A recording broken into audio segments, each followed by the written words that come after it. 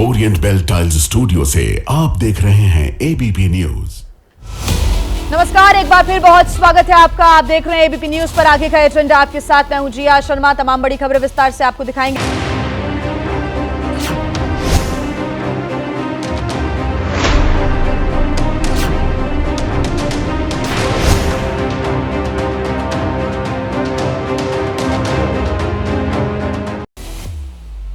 और आइए अब खबरें आपको दिखा देते हैं विस्तार से। और शुरुआत अहम खबर के साथ। भारत पाकिस्तान में युद्ध विराम हो गया है। भारत ने पाकिस्तान को ऐसा जवाब दिया है कि वो घुटने टेकने पर मजबूर हो गया। भारत के हमले से वो इतना ज्यादा घबरा गया कि दुनिया के सामने हिंदुस्तान के कहर से बचाने के लिए वो गुहार लगाने लगा, क्योंकि भारत ने उसके सैन्य, कूटनीतिक और नैतिक तीनों मोर्चों पर पाकिस्तान को घेरा है और ये स्पष्ट कर दिया है कि अब आतंक को बर्दाश्त नहीं किया जाएगा। 22 अप्रैल को पहलगाम में जब आतंकियों ने 26 पर्यटकों की हत्या कर दी थी, उसके बाद 7 मई को भारत ने पाकिस्तान के आतंकी ठिकानों पर हमला किया। 100 से ज्यादा आतंकियों को मार गिराया गया और इसके बाद पाकिस्तान ने 8 और 9 मई की रात में ड्रोन और मिसाइलों से हमला किया, जिसका भारत ने ऐसा जवाब दिया कि पाकिस्तान को भारत के आगे नतमस्तक होना पड़ा और युद्ध विराम के लिए भी गिड़गिड़ाना पड़ा। ऑपरेशन सिंदूर के बाद पाकिस्तान ने भारत पर हमले की कोशिश नाकाम कर दी, जिसका भारत की तरफ से मुंहतोड़ जवाब दिया गया। ये नाकाम कोशिश पाकिस्तान की तरफ से एक बार फिर की गई। हालांकि कल तनाव के बाद दोनों देशों के बीच युद्ध विराम का ऐलान हुआ। ट्रंप ने भारत पाकिस्तान के बीच मध्यस्थता की बात कही और अब सीजफायर को लेकर अमेरिका के राष्ट्रपति डोनाल्ड ट्रंप ने एक पोस्ट साझा किया। एक और पोस्ट ट्रंप की तरफ से आया है सामने। जम्मू कश्मीर को लेकर ट्रंप ने एक बहुत बड़ा बयान दिया। उनका कहना है कि कश्मीर मुद्दे को सुलझाने की कोशिश करूंगा, ट्रंप कह रहे हैं। ट्रंप ने कहा है साथ में कि मैं भारत और पाकिस्तान दोनों के साथ मिलकर काम करूंगा और कोशिश करूंगा कि हजारों साल के बाद कश्मीर को लेकर समाधान निकाला जाए। साथ ही ट्रंप ने सीजफायर के लिए दोनों देशों की तारीफ भी की है। कहा है कि अगर युद्ध होता तो कई निर्दोष लोगों की जान चली जाती। ऐसे में मैं दोनों देशों की तारीफ करता हूं कि उन्होंने जो इस फैसले का निर्णय किया है, ये फैसला किया है, ये काबिल तारीफ है। साथ ही कश्मीर को लेकर भी वो कह रहे हैं कि मैं कोशिश करूंगा कि इसका समाधान निकल सके। फैसले के लिए मैं दोनों देशों की तारीफ करता हूं। सीजफायर पर ट्रंप ने कहा है कि अगर युद्ध होता तो कई निर्दोष लोगों की मौत हो जाती। मैं दोनों देश से कश्मीर पर बात करूंगा, ट्रंप कह रहे हैं। कल भी ट्रंप की तरफ से सबसे पहले जो पोस्ट किया गया था, दावा किया गया था कि सीजफायर के लिए हमने बातचीत की है और जो कूटनीति है उसका इस्तेमाल किया जा रहा है, समाधान शांति से निकलेगा। इस प्रकार की जो बातें हैं वो ट्रंप लगातार ही अब कहते हुए नजर आ रहे हैं। उनका कहना है कि मैं उम्मीद करता हूं कि कश्मीर का भी समाधान जल्द निकलेगा। इस वक्त तनाव को कम करने की जरूरत है और अमेरिका के योगदान को लेकर वो खुश हैं। ये भी ट्रंप ने अपने पोस्ट में बातें साझा की है। कहा है कि मैं उम्मीद करता हूं कि कश्मीर का समाधान भी जल्द निकलेगा और दोनों देशों ने इस फैसले को माना, सीज फायर किया। उसके लिए मैं दोनों देशों की तारीफ करता हूं, ये डोनाल्ड ट्रंप ने कहा है। हालांकि 5 बजे जब सीज फायर लागू हो गया था, उसके 3 घंटे के बाद 8 बजे के करीब पाकिस्तान की तरफ से गोला बारूद और फायरिंग की आवाज़ सुनाई दी। फायरिंग की गई, गोला बारूद बरसाने की कोशिश हुई, ड्रोन्स आए, लेकिन भारतीय सेना ने करारा जवाब दिया, मुंहतोड़ जवाब दिया। उसके बाद से 10 बजे का वक्त बताया जा रहा है। उसके बाद से अभी तक फिलहाल शांति है, लेकिन पाकिस्तान पर आगे भरोसा कैसे किया जाए, क्योंकि पीठ पर छुरा घोंपने की पाकिस्तान की आदत है, भरोसा तोड़ने की पाकिस्तान की आदत है।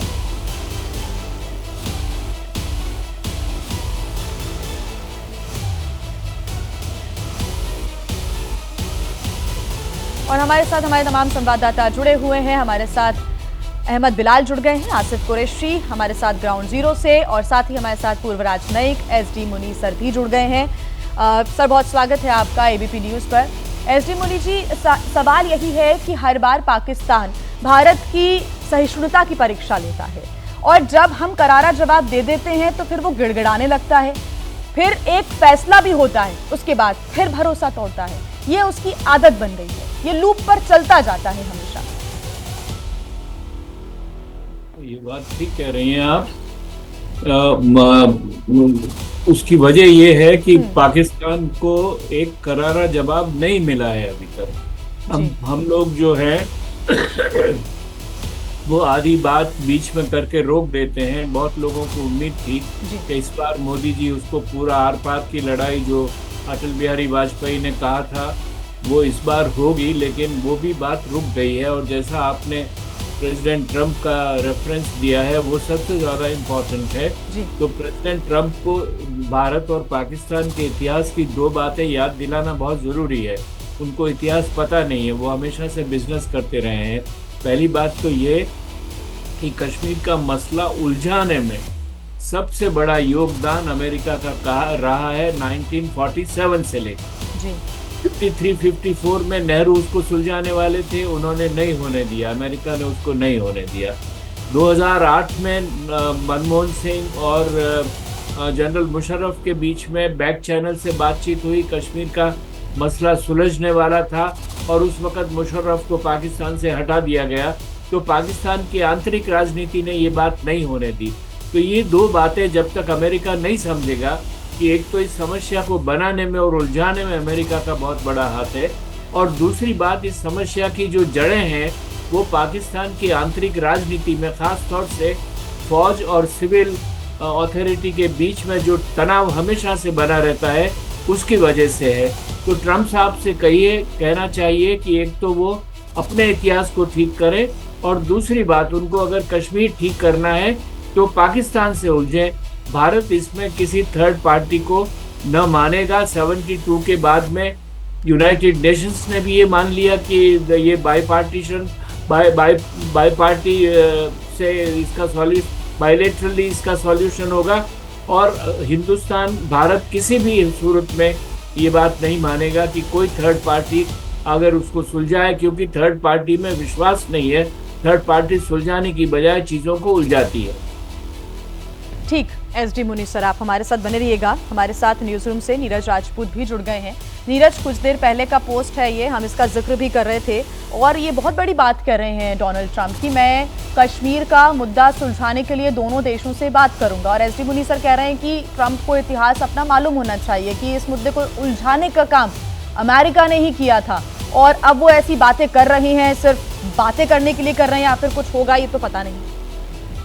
बिल्कुल, देखिए, भारत का स्टैंड बहुत साफ है कि जो कश्मीर का मुद्दा है वो द्विपक्षीय मुद्दा है, और ये कश्मीर जो है, अब तो जो हमारे देश की जो पॉलिटिकल लीडरशिप है, रक्षा मंत्री हैं या जय शंकर जो विदेश मंत्री हैं, उन्होंने साफ कर दिया है कि जो कश्मीर का मुद्दा है वो भारत के जम्मू कश्मीर का मुद्दा नहीं है, वो पाकिस्तान के जो गैर कानूनी कब्जे में जो कश्मीर है उसका मुद्दा है। उसको लेकर ही बातचीत होगी और इसके अलावा कोई नहीं होगी। और साथ ही ये भारत और पाकिस्तान के बीच में बातचीत होगी, तीसरे किसी देश की, यूएन तक को भी हस्तक्षेप करने की, दखलंदाजी की इसमें कोई ज़रूरत नहीं है। ये साफ कर चुका है भारत, अंतर्राष्ट्रीय मंचों पर कर चुका है, और साथ ही यूएन को भी बता चुका है। इसके अलावा जितने भी देश जिन्होंने ये कोशिश की है उन सबको भी बता चुका है कि ये कश्मीर का मुद्दा। और दूसरी बात ये कि कश्मीर विवाद से ज़्यादा इस वक्त भारत जो है आतंकवाद से ग्रस्त है। कश्मीर में तो हम लोग देख रहे हैं कि 2019 के बाद से, जब से धारा 370 हटी है, कम हो चुकी है। बहुत बड़ी संख्या में जो आतंकी घटनाएं हैं वो कम हो चुकी है, लोग मुख्य धारा में जुड़ चुके हैं। ये जो नरसंहार हुआ है, पहलगाम का नरसंहार हुआ है, ये पाकिस्तान द्वारा स्पॉन्सर्ड टेररिज्म है। वहाँ से आतंकी आए थे, उन्होंने आकर ये नरसंहार किया, धर्म पूछ कर किया, पाकिस्तानी सेना प्रमुख असीम मुनीर के कहने पर किया, उनके भाषण के बाद किया। जब असीम मुनीर ने बंटवारे की बात की, 1947 की बात की, हिंदू मुस्लिम की बात की, तब जाके वहाँ के जो जिहादी ऑर्गेनाइजेशंस हैं, एलिमेंट्स हैं, उन्होंने आके यहाँ जम्मू कश्मीर में पहलगाम में नरसंहार किया, 26 नागरिकों की, मासूम लोगों की जान ले ली। इस वक्त भारत के सामने सबसे बड़ा मुद्दा जो है वो आतंकवाद है, जम्मू कश्मीर नहीं है। बिल्कुल, लेकिन बीच में अमेरिका ये कश्मीर का नाम लेता है, इस मुद्दे को सुलझाने की बात करता है। एसडी मुनीर सर, सवाल यही है कि अचानक से ट्रंप ने इस बात का जिक्र आखिर क्यों किया, इसके क्या कुछ मायने हैं? ट्रंप, अमेरिका हमेशा से मीडिएट करता है। देखिए, जब भी बात होती है, आपको याद दिलाऊं मैं, ट्रंप की पहली जो टर्म थी, अभी की बात नहीं कर रहा हूँ, उस वक्त उन्होंने ये कहा था कि अगर संभावना होगी तो हम दोनों में, भारत और पाकिस्तान में सुलह करने की कोशिश करेंगे। ये तो अपने आप को दुनिया का शांति दूत समझते हैं ना अमेरिकन नेता जो लोग होते हैं, और सब जगह अब तो ट्रंप साहब कहते हैं दुनिया में शांति करेंगे, वो यूक्रेन में शांति करेंगे, वो इजराइल में शांति करेंगे, और अब वो आ रहे हैं कि वो दक्षिण एशिया में शांति करेंगे। तो ये भूत शांति का सवार है अमेरिकन लीडरशिप पे, क्योंकि वो अपने आप को सारे विश्व का नेता समझते हैं, और सारे विश्व का दारोमदार ऐसा लगता है कि उन्हीं के पास में है। यही वजह है सबसे बड़ी कि हर बार हर जगह पे और ख़ास तौर से भारत और पाकिस्तान के बीच में। दूसरी बात यह है कि उनको अभी भारत की बहुत ज़्यादा ज़रूरत है। पाकिस्तान की ज़रूरत तो पहले से रही थी और उन्होंने इस्तेमाल किया। पाकिस्तान को चीन के खिलाफ इस्तेमाल किया, पाकिस्तान को अफगानिस्तान में इस्तेमाल किया, ये कोरिया के वक्त में कोशिश की गई कि पाकिस्तान फौजें बेचे। अब उनको भारत की बहुत ज़रूरत है और इसीलिए वो हर बार ये चाहते हैं कि भारत से कहीं न कहीं किसी न किसी मामले में जुड़े रहे। लेकिन प्रेसिडेंट ट्रंप और जो अमेरिका के पॉलिसी मेकर्स हैं उनको ये समझना चाहिए कि इस तरह की संवेदनशील जगहों पर अगर वो भारत के हाथ रखेंगे तो उससे भारत उखड़ेगा, भारत मित्र नहीं बनेगा। जैसा जयशंकर ने यूरोप के लिए कहा था, हमें पार्टनर्स चाहिए, प्रीचर्स नहीं चाहिए, हमको भाषण देने वाले नहीं चाहिए, हमको साथ देने वाले चाहिए। तो ये अमेरिका को समझने की बहुत ज़्यादा ज़रूरत है अगर वो वाकई ये चाहते हैं कि उनकी जो साख है वो विश्व में बनी रहे, खास तौर से भारत में बनी रहे। बिल्कुल नीरज, एक सवाल ये है कि जब शुरुआत हुई हमले की पाकिस्तान की तरफ से, पहले ये पहलगाम में अटैक किया गया, आतंकवादी आते हैं, उसके बाद से माकूल जवाब भारत ने दिया। उसके बाद जब डोनाल्ड ट्रंप से पूछा गया था प्रेस वार्ता में तो उन्होंने बहुत डिप्लोमेटिक जवाब दिया था। कुछ तो उन्होंने ऐसे जवाब दिए थे जो कि फैक्ट्स में सही नहीं थे। फिर 2-3 दिन के बाद वो आते हैं, कुछ कहते हैं। यहाँ पर उनकी तरफ से भी बहुत स्थिति को स्पष्ट तरीके से शुरुआत से नहीं रखा गया, ऐसा लगा इस बार। बिल्कुल, देखिए जिया, जो अमेरिका की जो पॉलिसी थी जब पहलगाम नरसंहार हुआ तो उन्होंने सपोर्ट जरूर किया भारत को कि हम आतंकवाद की जंग में आपके साथ में हैं और आतंकवाद बर्दाश्त नहीं किया जाएगा। लेकिन उन्हें ये उम्मीद नहीं थी कि भारत इस तरह से रिटेलिएट करेगा 14-15 दिन के बाद, जिस तरह से भारत ने किया, पाकिस्तान में घुसकर किया। पाकिस्तान में फाइटर जेट्स के जरिए और ब्रह्मोस सुपरसोनिक क्रूज मिसाइल के जरिए जो अटैक्स किए गए, लोइटरिंग म्यूनिशन से जो पाकिस्तान के अंदर अटैक किए गए, मिलिट्री पहले टेररिस्ट इंफ्रास्ट्रक्चर यानी कि वहाँ पर जैश ए मोहम्मद, लश्कर ए तैयबा के हेडक्वार्टर्स को उड़ा दिया गया। किसी को उम्मीद नहीं थी कि पंजाब प्रांत के अंदर घुसकर जो है भारत इस तरह इतना बड़ा हमला करेगा। उन सभी पूरी दुनिया सोचती थी कि भारत का जो अटैक्स होंगे वो पीओके तक सीमित रहेंगे, जो कि विवादित एरिया है। लेकिन भारत ने उसके आगे जाके, क्योंकि हेडक्वार्टर्स जो थे जैश ए मोहम्मद के जो वैश्विक आतंकवादी संगठन है और लश्कर ए तैयबा, इनके पंजाब प्रांत में थे, पंजाब के, वहाँ पर जाकर अटैक किया। उसके अगले दिन भारत ने क्या किया, मिलिट्री इंफ्रास्ट्रक्चर पर अटैक किया। तब जाकर अमेरिका को होश आया। लेकिन उससे पहले तक, जब खुद आपने बिल्कुल ठीक कहा, ट्रंप भी ये कह रहे थे कि दोनों अपने आप सुलझा लेंगे। जेडी वैंस ने तक कह दिया था, जो उनके वाइस प्रेसिडेंट है, कि हमें इस युद्ध से कोई मतलब नहीं है, भारत पाकिस्तान अपने आप निपटे। तो ये उनको लगता था कि भारत ऐसी कोई कार्रवाई नहीं करेगा। लेकिन जैसे ही भारत ने इतनी बड़ी कार्रवाई की, उन्हें ये लगने लगा, अमेरिका को ये लगने लगा कि भारत जो है अगर इस तरह की कार्रवाई करता रहा तो जरूर जो है एक ग्लोबल परिदृश्य में भारत एक सुपर पावर उभर कर सामने आएगा, जो मिलिट्रली एक पावरफुल कंट्री बनकर उभर कर सामने आएगा, कि जो आतंकवाद के खिलाफ दुश्मन देश पर जाकर आक्रमण भी कर सकता है। ये कहीं ना कहीं अमेरिका को इस बात से विचलित हुआ और अमेरिका ने बीच में आकर जो है मीडिएट करने की कोशिश की और किया। उन्होंने इस तरह से किया, पाकिस्तान से भी बात की और बैक चैनल्स भारत से भी बात की। उनके जो विदेश मंत्री थे, जो NSC भी, उन्होंने भी विदेश मंत्री से हमारे बातचीत की और तब जाकर फिर ये युद्ध विराम के लिए पाकिस्तान तैयार हुआ। पाकिस्तान इसलिए युद्ध विराम के लिए तैयार हुआ क्योंकि उसे लगा कि अगर युद्ध विराम नहीं किया तो तबाही और ज़्यादा होगी, उसके देश में होगी। और क्योंकि रावलपिंडी में, जहाँ पर उनका आर्मी हेडक्वार्टर है, वहाँ तक भारत की सेनाओं की पहुँच हो चुकी थी, रीच हो चुकी थी, इसलिए वो आया बातचीत के टेबल पर और उसने युद्ध विराम समझौता किया। तो ये परिदृश्य है। इसलिए जो है अमेरिका को लगता है कि अमेरिका अब यहाँ समझौता करा सकता है। समझौता नहीं है, ये बात साफ बता दूं, ये सीज फायर एग्रीमेंट नहीं है, सिर्फ और सिर्फ सहमति बनी है कि हम फायरिंग रोक देते हैं। और कुछ और जो बयान सामने आए थे, चाहे वो ट्रंप के हों या फिर चाइना का दिया हुआ रिसेंट बयान पाकिस्तान को लेकर, उस पर भी हम चर्चा अपनी आगे बढ़ाएंगे। लेकिन इस बीच एक बड़ी खबर मिल रही है, सीज फायर के बाद शहबाज ने एक और झूठ बोला है। शहबाज शरीफ ने खुद की पीठ थपथपाई है, पाकिस्तान की सेना को लेकर खोखला दावा किया है। खुद की पीठ थपथपाते हुए आ रहे हैं अब शहबाज शरीफ और झूठ बोल रहे हैं। अपने मुल्क के लोगों से ये झूठ बोला जा रहा है। शहबाज शरीफ अपनी पीठ थपथपा रहे हैं। चंद ही घंटों में भारतीय फौज की तोपों को ऐसा खामोश किया जिसे तारीख हमेशा याद रखेगी। दुश्मन के फौजी अड्डे, असलहे के अंबार, और एयर बेसेस देखते ही देखते सब खंडरात बन गए। उनके राफेल हमारे शाहीनों के निशाने पर आए और अल्लाह के फजल से फेल हो गए। हमारी ये कार्रवाई उस बोसीदा नजरिए के खिलाफ थी जो इंसान दुश्मनी, जारहियत, मजहबी जनून और तासुब पर कायम है। ये हमारी गैरत और असूलों की फतह है। हमने दुश्मन के साथ वही किया जो एक बावकार कौम को ज़ेब देता है। ये अफवाज पाकिस्तान की कामयाबी के साथ साथ पूरी पाकिस्तानी कौम की फतह है।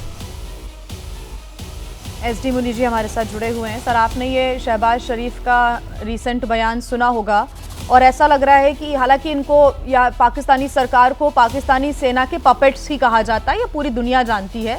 और अभी भी ऐसा लग रहा है कि लिख के दे दिया होगा सेना ने कि आपने ये बोलना है, हमें नहीं मतलब कि सीज फायर हुआ या क्या डिप्लोमेसी हो रही है, इंटरनेशनल मंच पर क्या है, लेकिन उन्होंने ये तो बोल दिया आपने नागरिकों को खुश करने के लिए।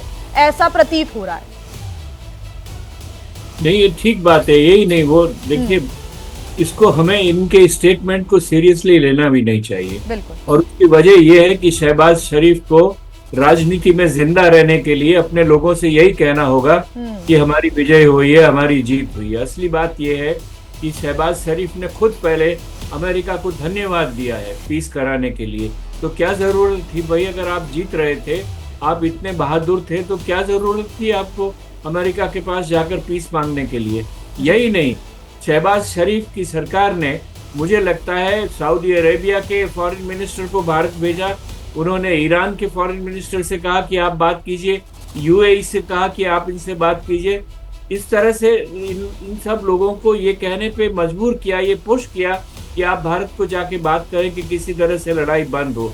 तो इसीलिए जो वो अपने लोगों से कह रहे हैं, वो अपने को राजनीति में जिंदा रखने के लिए कह रहे हैं। उसको आप बिल्कुल सीरियसली हमको लेना नहीं चाहिए और हमको उसका इतना प्रोजेक्शन देने की भी कोई जरूरत नहीं है। सर, इंटरनेशनली जब इनको सुना जाएगा और इनकी बातों को रखा जाएगा तो फिर मालूम है कि पाकिस्तान की क्या इमेज है, ऑलरेडी ये सबको मालूम है। लेकिन उसके बावजूद भी अगर इंटरनेशनली पाकिस्तान के सपोर्ट में कोई बोलता है तो ये तो अनएक्सेप्टेबल बात हो जाती है। चाइना ने कहा कि अपनी संप्रभुता के लिए पाकिस्तान जो करे वो ठीक है। नहीं, देखिए, इंटरनेशनल ओपिनियन आप समझने की कोशिश कीजिए, वो सिद्धांतों पर और उसूलों पर नहीं होती है। इंटरनेशनल ओपिनियन अपने हितों पर होती है, अपने इंटरेस्ट पर होती है। इंटरनेशनल ओपिनियन में ये मत कहिए कि मैं कह रहा हूँ पाकिस्तान एक ऐसा मुल्क हो गया है जिसको, जैसे आप लोगों ने मुगले आजम का एक डायलॉग सुना होगा जहाँ शहनशाह अकबर ये कहते हैं कि अनारकली को कि अनारकली, सलीम तुम्हें जीने नहीं देगा और हम सलीम तुम्हें मरने नहीं देगा और हम तुम्हें जीने नहीं देंगे। तो वो ये इस तरह की जो बात होती है वो हमेशा इनको सीरियसली हमें नहीं लेना चाहिए। जिस तरह का मामला है कि पाकिस्तान को दुनिया भर के लोग मरने नहीं देंगे। बताइए, IMF का लोन लिया ना, हम लोगों ने क्यों माना? हम सिर्फ एब्सटेंट रह के आ गए, हमें ओपोजिशन करना चाहिए था। वो इसीलिए हुआ कि अमेरिका ने ये कहा, देखिए हम अभी लोन रिलीज करते हैं उनको और उनसे कहेंगे कि लड़ाई बंद करें। और ये एक बहुत बड़ा फैक्टर था सीज फायर के पीछे, पाकिस्तान के ऊपर दबाव डालने के लिए। लेकिन असल में बात यह है कि पाकिस्तान को जिंदा रखना है, पाकिस्तान को सलामत रखना है। ये बहुत सारे मुल्कों का सेल्फ इंटरेस्ट है, वेस्टेड इंटरेस्ट है। इसीलिए ये मान के मत चलिए कि सारे लोग, सारी दुनिया पाकिस्तान को खोखला समझती है। खोखला समझती है तो भी उसकी मदद करना चाहती है, क्योंकि पाकिस्तान एक अच्छा प्यादा है। नीरज हमारे साथ बने हुए हैं। नीरज, SD मुनी सर ने बहुत अच्छी बात की है कि पाकिस्तान को जिंदा रखना चाहते हैं सेल्फ इंटरेस्ट के लिए, जो दूसरे मुल्क हैं इसी वजह से कई बार हेल्प भी करते हैं। हमारे घर में कई बार हम डिस्पोजेबल प्लेट्स रखते हैं ये सोचकर कि आगे काम आएगा और काम आके उसको फेंक दिया जाता है, कि वैसा ही पाकिस्तान बना हुआ है। बिल्कुल। देखिए, अमेरिका कभी नहीं चाहेगा कि भारत एक ग्लोबल पावर, ये सुपर पावर उभर कर सामने आए। और जैसे एस डी मुनी सर ने कहा कि वो पाकिस्तान को प्यादा के तौर पर इस्तेमाल करना चाहते हैं ताकि भारत के साथ, और वो अमेरिका ही नहीं और दूसरी जो चाइना है वो भी यही चाहेगा कि भारत जो है उलझा रहे इनके साथ, पाकिस्तान के साथ उलझा रहे, ताकि वो एक ग्लोबल सुपर पावर ना बन पाए। मिलिट्रली, इकोनॉमिकली हम लोग बनने जा रहे हैं, 5वीं सबसे बड़ी अर्थव्यवस्था हम बन गई। हमारी जो सेना इस वक्त है वो दुनिया की दूसरी सबसे बड़ी है।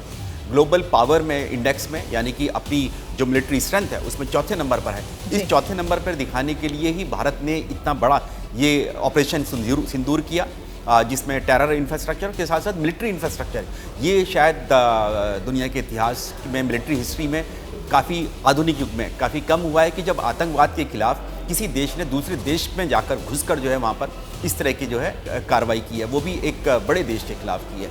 तो ऐसे में कहीं भी कोई भी सुपर पावर, चाहे चाइना हो, अमेरिका हो, वो नहीं चाहेंगे कि ग्लोबल स्टेज पर अपना सेल्फ इंटरेस्ट देख रहे हैं, क्योंकि जब इस पूरे ऑपरेशन सिंदूर को लेकर प्रेस वार्ता में पूछा गया था सवाल जब डोनाल्ड ट्रंप से, तो उन्होंने कहा था कि yes it's a shame and we heard about it. उसके बाद उन्होंने कुछ बहुत अच्छा बयान नहीं दिया था, कुछ बोला नहीं था स्पष्ट रूप से। उसके बाद वो आते हैं कि वो ये कोशिश करेंगे कि हाँ सीज फायर हो या फिर शांति बनाए रखें, यही वो अपील करते नजर आए। लेकिन चाइना से जब सवाल पूछा गया तो वो सीधे बोला कि हम पाकिस्तान के साथ हैं और अपनी संप्रभुता के लिए अगर पाकिस्तान ऐसा कर रहा है तो वो ज़रूरी है। इसमें डिफरेंस देखिए आप इन चीज़ों में। और ये अमेरिका को भी मालूम है कि अगर चाइना ऐसे ही आगे बढ़ता रहेगा तो चाइना कहीं ना कहीं, क्योंकि अभी टैरिफ वॉर भी चल रहा है अमेरिका चाइना के बीच में, तो ऐसे में ये चीज़ें भी यहाँ पर लाना बहुत ज़रूरी है, जो कदम उठाए जा रहे हैं उसको लेकर। बिल्कुल, देखिए ये जियोपॉलिटिक्स है। इस जियोपॉलिटिक्स, क्योंकि जो भी भारत और पाकिस्तान के बीच में हो रहा है उसमें चाहे चाइना हो, रशिया हो, अमेरिका हो, ये सब ग्लोबल पावर्स जो हैं, चाहे गल्फ कंट्रीज़ हों, वो भी, उनकी भी बहुत उत्सुकता है इस सब के बीच में कि किस तरह से ये डेवलपमेंट जो इवॉल्व हो रहा है। अमेरिका कभी नहीं चाहेगा कि जो भारत का ध्यान है वो चीन से हट जाए, क्योंकि उनकी अपनी खुद की अदावत रहती है, चीन और अमेरिका की रहती है। अगर भारत उलझा रहा, पाकिस्तान के साथ उलझा रहा, तो कहीं चाइना पावरफुल ना हो जाए, एशिया में पावरफुल ना हो जाए, इसलिए वो चाहेंगे कि अमेरिका भी, भारत भी जो है चाहेगा, अमेरिका चाहेगा कि भारत भी एक सुपर पावर की तरह, यानी कि एक स्ट्रांग कंट्री की तरह, सुपर पावर तो नहीं, स्ट्रांग कंट्री की तरह उभरे और चाइना को कहीं ना कहीं कन्फ्रंट करने की कोशिश करें। लेकिन ये भारत को देखना है, भारत को अपने हित देखने हैं कि किस तरह से हम आतंकवाद के खिलाफ लड़ सकते हैं। हम ऑलरेडी 2.5 फ्रंट पर लड़ रहे हैं, चाइना, पाकिस्तान, टेररिज्म, इन सब के खिलाफ हमें लड़ना है। तो ऐसे में बहुत जरूरी है, देश अपने हित देख रहे हैं, भारत भी अपना हित देख रहा है और इसी वजह से माकूल जवाब भी दिया जा रहा है। आतंकवाद के खिलाफ ये लड़ाई आगे भी रहेगी जारी, भारत सरकार ये साफ कर चुकी है और आतंकवाद का सफाया भारत सरकार की तरफ से किया भी जा रहा है। बहुत शुक्रिया नीरज राजपूत हमारे साथ जुड़ने के लिए। एसडी मुनी सर, आप हमारे साथ जुड़े, बहुत शुक्रिया आपका भी। इस बीच एक बड़ी खबर आपको बता दें, सीज फायर के बाद आज सुबह सीमावर्ती इलाकों में हालात सामान्य नजर आ रहे हैं। बता दें कि कल देर शाम पाकिस्तान की तरफ से सीज फायर तोड़ा गया था, लेकिन आज जम्मू कश्मीर, पंजाब, राजस्थान के अलग अलग शहरों में हालात सामान्य नजर आ रहे हैं। हालांकि ये तस्वीरें आप देख रहे हैं जो 6 अलग अलग इलाकों की तस्वीरें हैं। पिछले 2 दिनों की अगर हम बात करें तो ये वही इलाके हैं, सीमावर्ती इलाके, जहां पर ड्रोन देखे गए थे, रॉकेट्स देखे गए थे, अलग अलग जगहों पर फायरिंग की आवाजें आ रही थी और इन तमाम हमलों की कोशिशों को नाकाम भारतीय सेना ने और S-400 एयर डिफेंस सिस्टम ने किया। लेकिन कल रात 10 बजे के बाद से अभी सुबह तक हालात सामान्य हैं। कई जगहों पर धीरे धीरे अब दुकानें भी खुल रही हैं। बहुत ज़रूरी है तो ही घर से बाहर निकलें, ये हिदायत दी जा रही है। एहतियातन कदमों को उठाने की बातें हो रही हैं। श्रीनगर से आसिफ हमारे साथ जुड़े हैं, साथ ही अहमद बिलाल हमारे साथ जुड़ गए हैं। अहमद बिलाल, पहला सवाल मेरा आपसे ये है कि अभी श्रीनगर की क्या स्थिति आपको नजर आ रही है, क्योंकि कल रात 10 बजे के बाद से अभी हालात सामान्य हैं। हम चाहेंगे आप ग्राउंड पर हैं, तस्वीरें दिखाएं, आपने रात भर किन स्थितियों को देखा? बिल्कुल जी, आपको बताना चाहूँगा कि कल रात जिस तरीके की फायरिंग और ड्रोन साइटिंग जो है वो श्रीनगर के आसमान में देखने को मिली थी, उसके बाद जो लोग हैं वो अपने घरों को वापस चले गए थे। जो जितनी दुकानें थी वो ज़रूर बंद हो गई थी, सड़कों पर आवाजाही जो है वो कम हो गई थी। लेकिन अभी की स्थिति अगर मैं बताऊँ तो अभी की स्थिति थोड़ी सामान्य जो है वो ज़रूर दिखाई दे रही है। मैं आपको तस्वीरों के माध्यम से दिखाना चाहूँगा कि इस वक्त तो मैं डल झील पर मौजूद हूँ। हालांकि जो सैलानी हैं वो श्रीनगर में नहीं है, बेहद कम है। इस वजह से से जो डल झील जो सैलानियों से अक्सर गुलजार रहता था वो अभी सुनसान जो है वो सैलानियों से ज़रूर दिखाई दे रहा है। लेकिन इसके बावजूद अगर मैं श्रीनगर की सड़कों की बात करूं तो गाड़ियां जो हैं वो ज़रूर यहाँ पर साफ तौर पर देखी जा सकती है। जो लोग जो अपने बेसिक जो नेसेसिटीज़ की ज़रूरत हैं, जो रोज़मर्रा की जो ज़रूरतों की चीज़ें उसको लेने के लिए अपने घरों से बाहर ज़रूर निकल रहे हैं, तो चहल पहल जो है वो ज़रूर दिख रही है। और लेकिन अगर मैं कल रात की स्थिति, शाम की स्थिति की बताऊं तो जैसे ही सीज़ फायर का ऐलान हुआ था तो लोगों ने अपनी दुकानें जो है वो खोलना शुरू कर दिया था। लाल चौक के मार्केट की अगर मैं बात करूं तो वो पूरा गुलजार नजर आ रहा था, दुकानों में जो रौनकें हैं वो वापस लौट गई थी। लेकिन जब फायरिंग और ड्रोन साइटिंग्स हुई तो फिर उसके बाद लोगों ने अपनी दुकानें जो है वो ज़रूर बंद कर दी थी। लेकिन ऐसी उम्मीद की जा रही है कि एक बार फिर से जैसे जैसे दोपहर का वक्त आएगा लोग अपनी दुकानें जो हैं वो एक बार फिर से खोलना शुरू करेंगे। जिया, ठीक है, तो श्रीनगर की क्या स्थिति है? डल लेक के किनारे हमारे सहयोगी अहमद बिलाल आपको जानकारी दे रहे थे। अजय के पास लिए चलते हैं जो कि जम्मू में इस वक्त मौजूद है। जम्मू के किस एरिया में आप मौजूद हैं उसकी तस्वीरें दिखाएं अजय, और वहां की क्या स्थिति है अभी? देखिए जिया, मैं इस समय जम्मू में भारत पाकिस्तान अंतर्राष्ट्रीय सीमा जो कि पाकिस्तान की फायरिंग का गवाह रहा है उसके एक कैंप में हूँ। ये सरकारी स्कूल है और यहाँ पर देखिए ये जो आप लोग देख रहे हैं जिया, ये लोग बॉर्डर पर, एक्चुअल बॉर्डर पर जो पीड़ित लोग हैं ये वो लोग हैं। और ऐसे दर्जनों कैंप यहाँ आरसपुरा में बनाए गए हैं। ये लोग दरअसल यहाँ 3-4 दिन पहले आना शुरू हुए थे और ये वो लोग हैं जिनके घरों को टारगेट कर पाकिस्तान, रिहायशी इलाकों की जब हम बात करते हैं ना जिया, तो यही लोग हैं जो उस बॉर्डर की फायरिंग को झेलते हैं, यही वो लोग हैं जो उन घरों में रहते हैं। अब एहतियातन इन सभी लोगों को, हज़ारों लोगों को यहाँ सुरक्षित स्थानों पर भेजा गया था। लेकिन कल रात जिस तरह से पाकिस्तान ने हिमाकत की और लगातार सीज़ फायर पर मानने के बाद के 3 घंटे बाद फायरिंग की, उसके बाद ये लोग हिम्मत नहीं जुटा पा रहे हैं। हम करीब ऐसे 2 से 3 कैंप्स में गए हैं जिया, लेकिन ये लोग हिम्मत नहीं जुटा पा रहे हैं वापस घरों में जाने की। यहाँ इस कैंप में इनके लिए नाश्ता तो बन ही रहा है लेकिन उसके साथ लंच की भी तैयारी हो रही है। और अपने घर से दूर यहाँ रहना इनके लिए कितना परेशानी भरा है, इनसे बात करते हैं। आपका क्या नाम है? कल रात को तो पाकिस्तान मान गया था कि अब फायरिंग नहीं करेंगे, फिर आप यहाँ फिर से उन्होंने फायर कर दिया था। धोखेबाजी करता है वो जी। घर जाने की हिम्मत नहीं जी, कहाँ जी जा पाएंगे, छोटे छोटे बच्चे हैं जी, तो फायर आएगा तो कहाँ जाएंगे, इसलिए परेशानी। इलाज क्या है? आज अभी क्या भावुक हो गए हैं बच्चों को लेकर जी, आप देख सकते हैं। तो क्या बच्चों की परेशानी ज़्यादा है आपकी? अपनी भी परेशानी है, बच्चों की भी। तो यहाँ रहना तो करता होगा, यहाँ कौन रहना चाहता है? यहाँ कौन, देखो घर से बाहर कौन रहना चाहता, परेशानी है, घर से बेघर होकर बैठे हैं, परेशानी है। तो पाकिस्तान पर कब तक आप भरोसा नहीं करेंगे? आप कब तक यहाँ रहेंगे? कितने बार भरोसा किया, फिर वो उल्लंघना करता है, बार बार उल्लंघना करता है। आपका क्या नाम है? बालकराम। बालकराम जी, क्यों नहीं आप घरों में जा रहे हैं? नहीं जा रहे हैं। क्यों घर जाते हैं वो उठाते थे, चलो भागो फायर होगा। हाँ। फिर क्या करेंगे उधर हम? हाँ। फिर इधर भागे। हाँ। हाँ जी। तो हिम्मत नहीं कर पा रहे? नहीं कर रहे। तो यहाँ पर सब खाना वाना मिल रहा है? सब नाश्ता, ब्रेकफास्ट सभी मिल रहा है। तो यहाँ देखिए ये वो लोग हैं जो यहाँ पर अंतर्राष्ट्रीय सीमा से सटे हुए इलाकों के लोग हैं। माता जी, आप क्यों नहीं घर वापस जा रही? वापस फिर जो जाना तो फिर उन्होंने आखना भला जाओ पीछे, तो फिर पीछे तो आना ही है। तब बच्चे कुदै न खज्जल होंदे पे, आपे कुदै समझ लो इत्थै कैंप च खज्जल होंदे पे आ, डंगर कुदै खज्जल होंदे पे न। तो सीज़ फायर हो गया भी, उन्होंने कह दिता भला बई मुड़ गए, उन्होंने फायर छोड़ दिता, तो कुत्थे जाना है? कहाँ जाना है? घर के पशु। आप भी सर वापस जाने की हिम्मत नहीं कर रहे? नहीं सर, क्यों? वही ये सीज़ फायर का उल्लंघन हो रहा है बार बार। तो क्या करेंगे उधर जाकर, कितनी बार जाएंगे उधर, फिर आएंगे वापस, तो उसमें क्या फ़ायदा?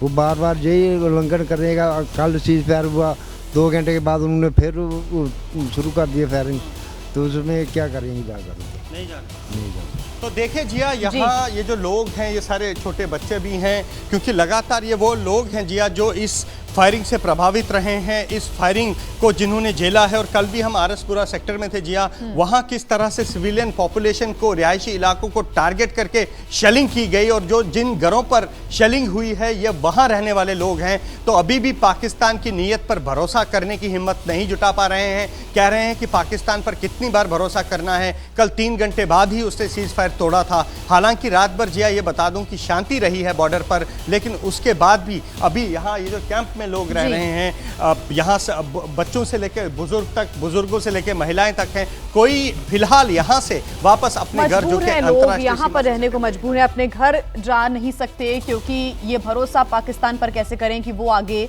सीज फायर का पालन करेगा, उल्लंघन नहीं करेगा। और यही डर इस वक्त वहां रहने वाले लोगों में साफ नजर आ रहा है। आसिफ के पास लिए चलते हैं। आसिफ कुरैशी हमारे साथ लगातार जुड़े हुए हैं। आसिफ, अब ये तो खैर सभी तस्वीरें बयां कर रही हैं कि कल रात 10 बजे से अभी तक शांति है। कई जगहों पर धीरे धीरे कर दुकानें खुल रही हैं, पर्यटक बहुत कम हैं।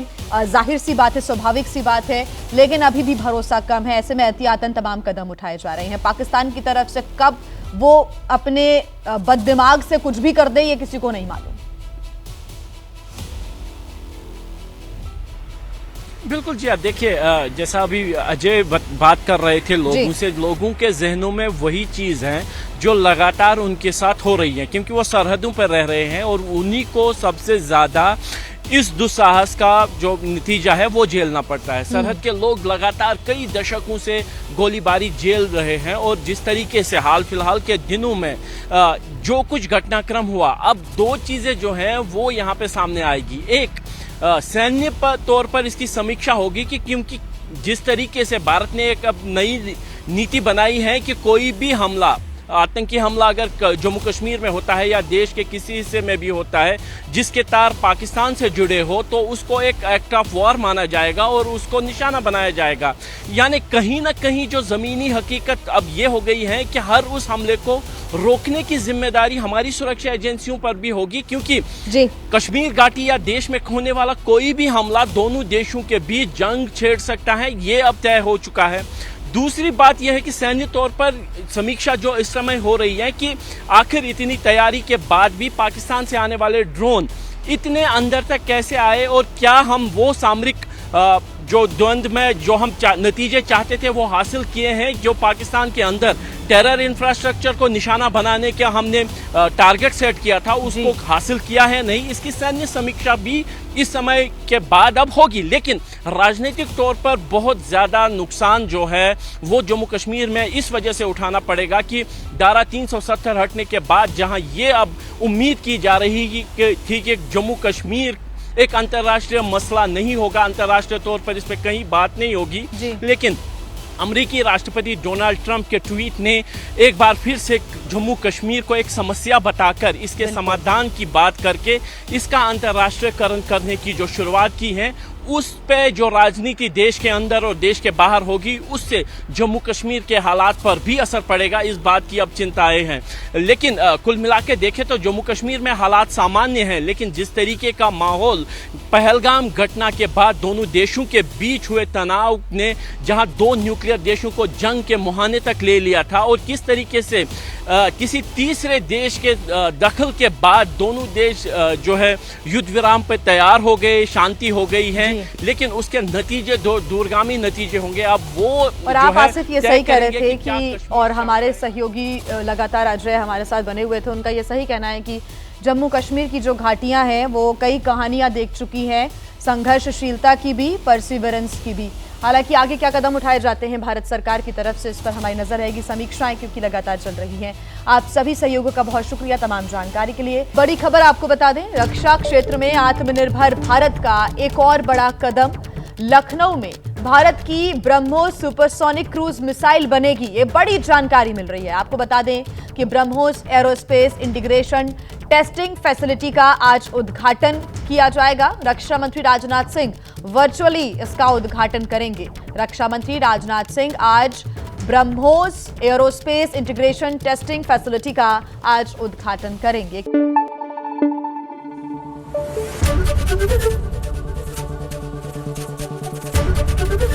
एबीपी न्यूज आपको रखे आगे।